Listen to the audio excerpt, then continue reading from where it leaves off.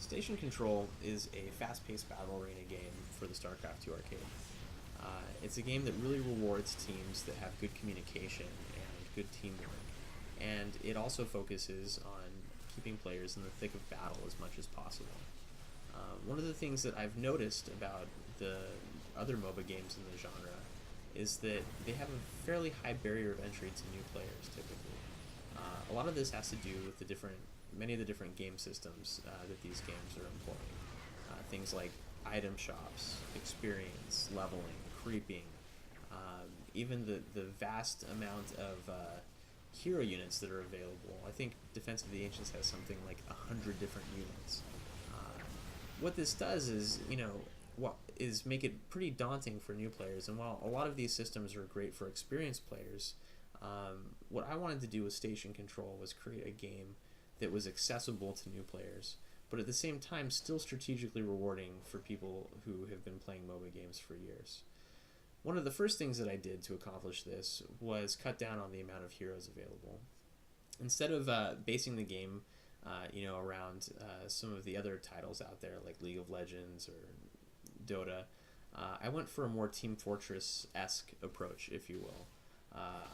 I implemented 4 different classes into the game, and while it may seem like 4 is a very small number, you'd be surprised just how much strategic options are available with having a small number of units.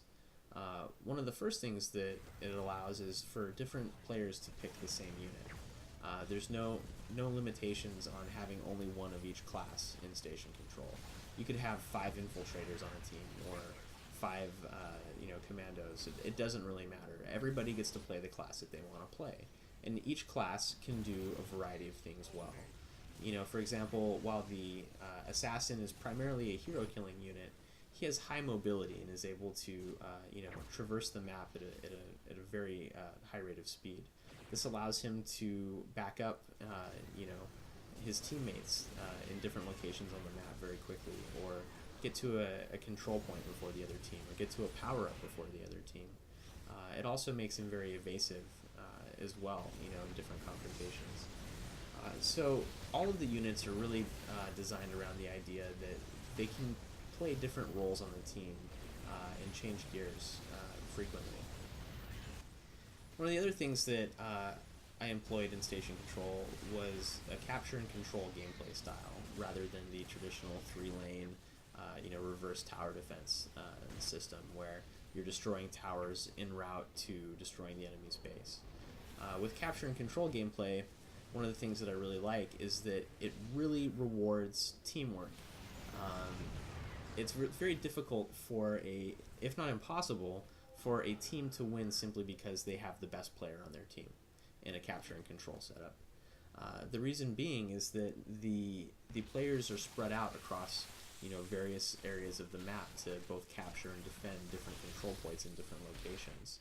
And because the teams are spread out in this way, teamwork and coordination are the most important factors, not who's getting the most kills.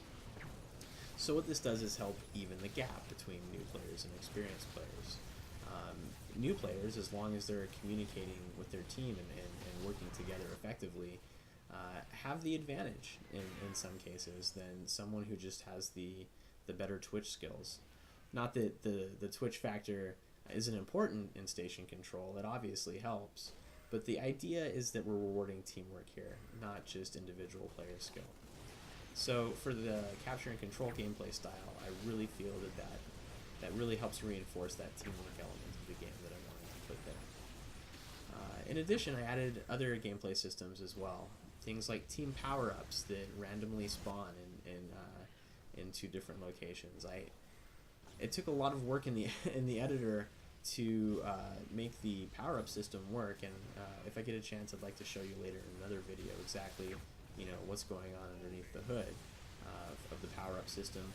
But in effect, we have 3 different power-ups that randomly spawn in 2 specific locations on the map. These locations are symmetrically located to each team's spawn area, so making them equally accessible for each team.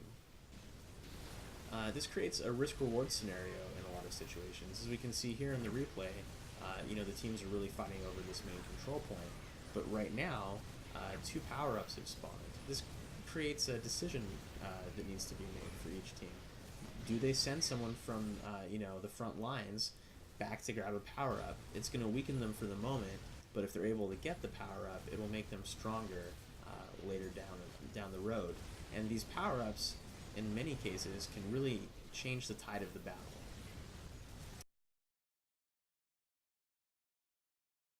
So, one of the most exciting aspects of Station Control is that it really isn't just a fight between two teams. There is a third team, and that team is the Zerg Swarm. Let me pause the game here while while I talk about the role of the Swarm in Station Control.